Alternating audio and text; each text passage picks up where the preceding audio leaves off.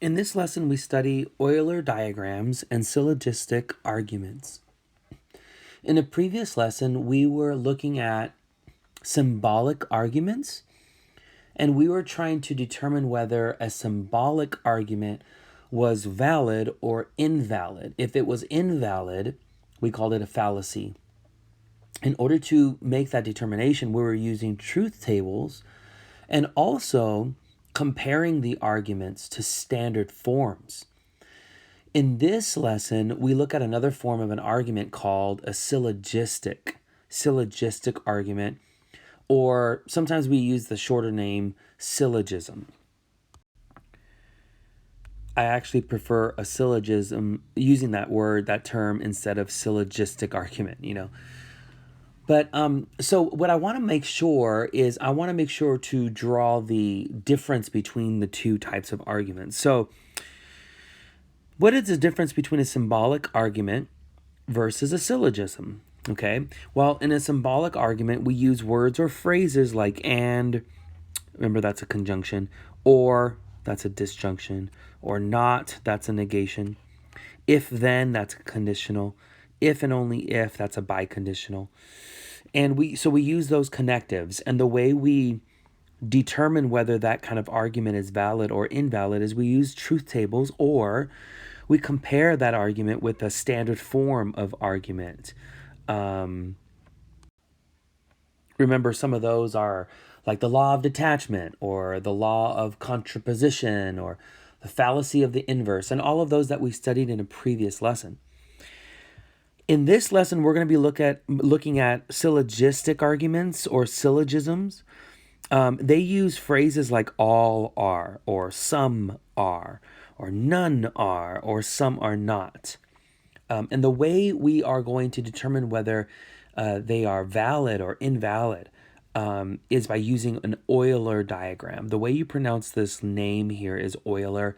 Euler is one of the most prominent mathematicians ever. And so that's how you say his last name, Euler. Now, I think it's wise for us to remember that in order for an argument, a syllogistic argument,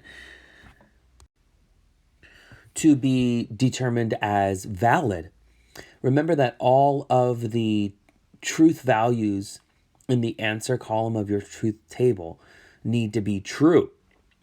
And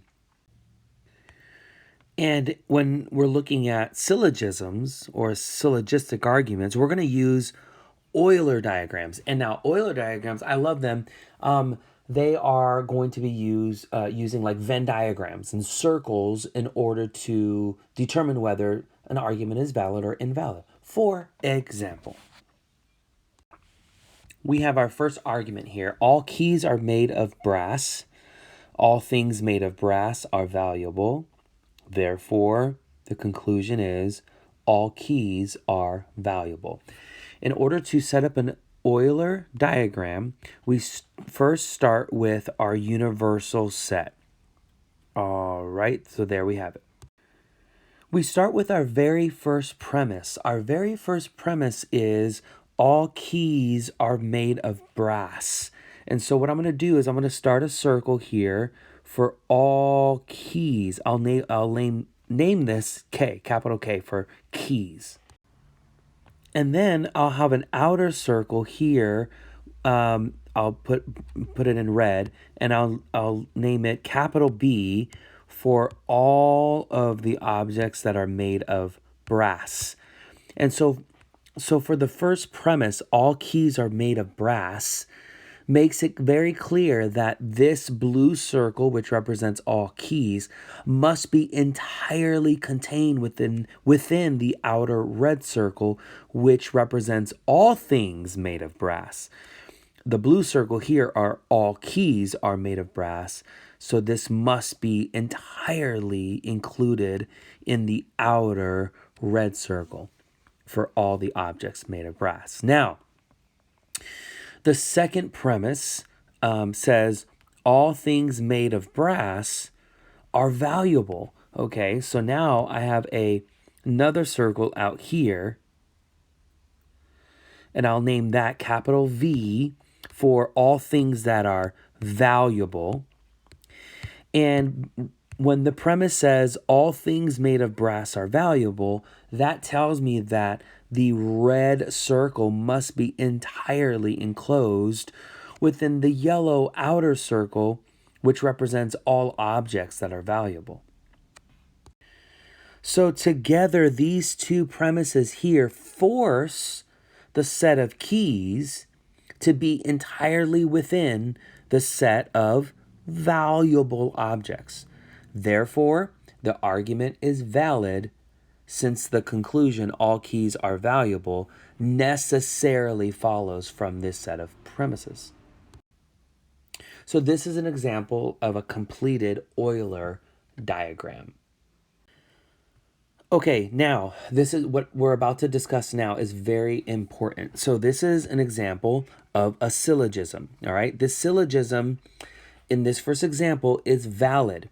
The reason why this syllogism, which is a type of argument, is valid is because, I wrote it here, it's valid because the conclusion necessarily follows from the set of premises. However, the actual conclusion, this statement, all keys are valuable, that's not a true statement. The conclusion itself is not a true statement, while the argument is still valid. Similarly, a syllogism, this entire argument, can be invalid or it can be a fallacy, even if the conclusion is a true statement. So when we say that a syllogism is valid, what we're saying is that the conclusion necessarily follows from the premises. So it is the form of the argument that determines its validity, not the particular statements. To drive home this point, consider the following, okay? Let me give you a brand new statement. This is not our next official example, but just to drive home the point. So we have these rather interesting, ridiculous statements, particular statements, but let's consider the entire argument. All earth people have two heads. All people with two heads can fly. Therefore, all earth people can fly. All right, let's create an Euler diagram. And we know that this statement, all earth people can fly, that's not true, right? That statement in and of itself is not true, but we're looking at the entire argument. So all earth people have two heads. All right, so I have this inner circle here for earth people. And then what I have next is another group here of all of those things that have two heads. Maybe I'll use H for heads, two heads. Okay.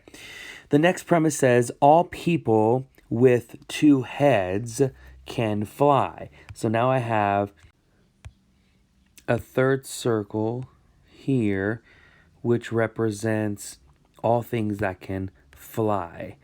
So let me see if I can, there.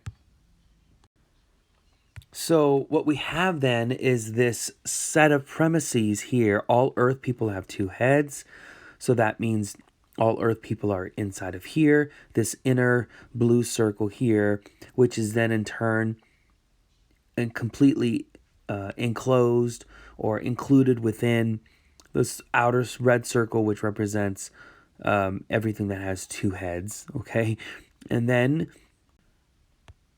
that second premise, all people with two heads can fly.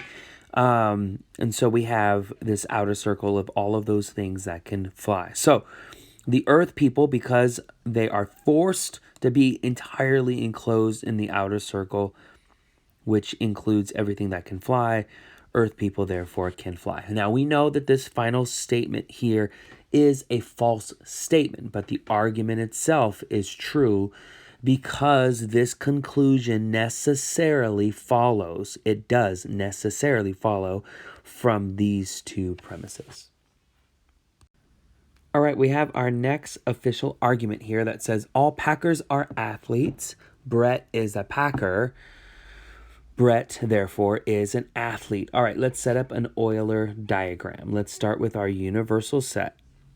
All right, there we go. It's kind of a weird looking rectangle. Maybe I should do a better job here. There. All right, so the very first circle I make will be for Packers. Now, when it says all Packers are athletes, that means my inner circle here will be Packers, okay? And if all Packers are athletes, that means that field there, that circle that includes all of your Packers, must be entirely enclosed in this outer circle, which represents all athletes. Okay, so these are all the Packers, and all of them are included within the family of athletes. Now, Brett is a Packer, so this is what I'm going to do. I am going to put Brett inside the circle, which represents all Packers. Now, Brett is one of those Packers, so there is Brett right there. Now, this is the completed Euler diagram, and Brett then is forced to be included within this circle for all athletes. Therefore, this conclusion necessarily follows from this from these two premises. So, therefore, this argument is absolutely valid. All right, let's look at an example where things get a little, let's just say things are different, all right? So let's look at example 3. All right, all harmonicas are musical instruments. A trumpet is a musical instrument. Therefore, a trumpet is a harmonica. Now, listen, we know that a trumpet is not a harmonica, but we're not trying to debate or determine the validity of just this last statement. We're trying to figure out the validity of this entire argument, of this syllogism. In other words, we're trying to determine whether this conclusion follows from this set of premises. All right, here we go. Now, I'm going to leave room for 2 Euler diagrams. You're going to see why in just a second. The first premise says all harmonicas are musical instruments. All right, so that means I'm going to have this inner circle here, which represents all harmonicas.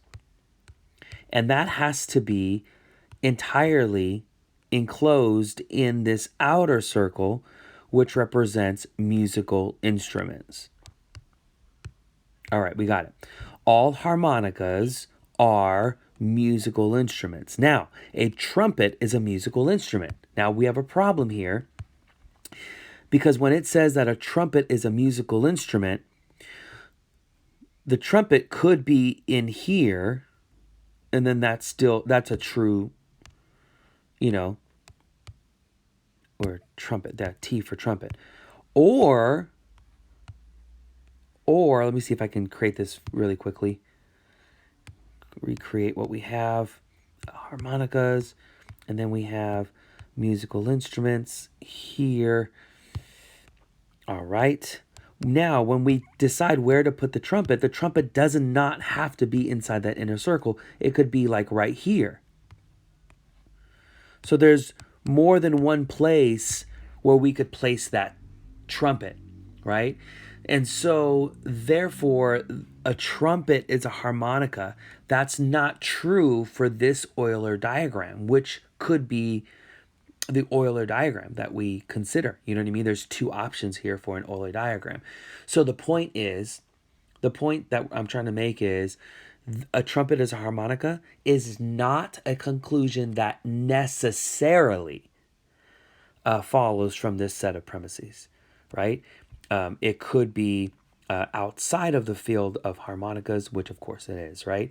And it's still a musical instrument. So anyway, this argument here is a fallacy. All right, very good. All right. No knights are pioneers. Quentin is not a knight.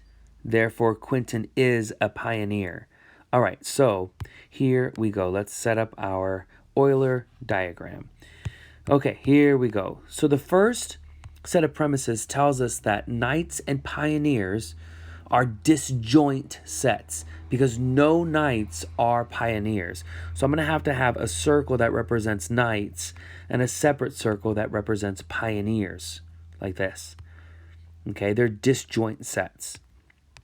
All right, here's knights, and then here is pioneers. All right, no knights are pioneers. Very good. Now we have Quentin is not a knight. Okay, that just means I don't put Quentin in here. Or Quentin, that means Quentin can be out here somewhere in the universal set, or I could put Quentin in here. But Quentin does not have to be in here. I could put Quentin here. The only thing I just have to make sure about is that Quentin is not a knight. There, that stands for Quentin.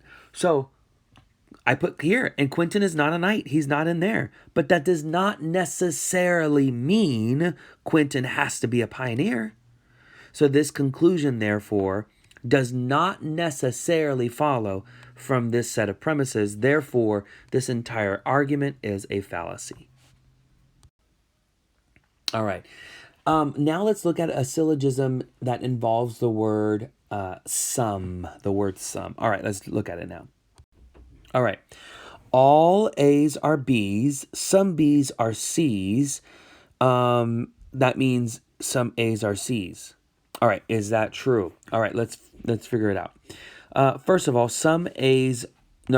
all A's are B's. That means this circle here, which for me represents A's, has to be entirely within an outer circle that represents B's, like that. Okay?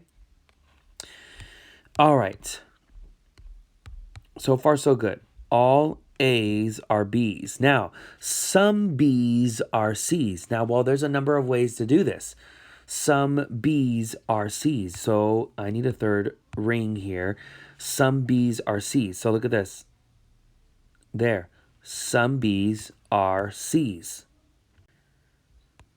So in this case, you should see that this conclusion, some A's are C's, does not necessarily follow from this set of premises.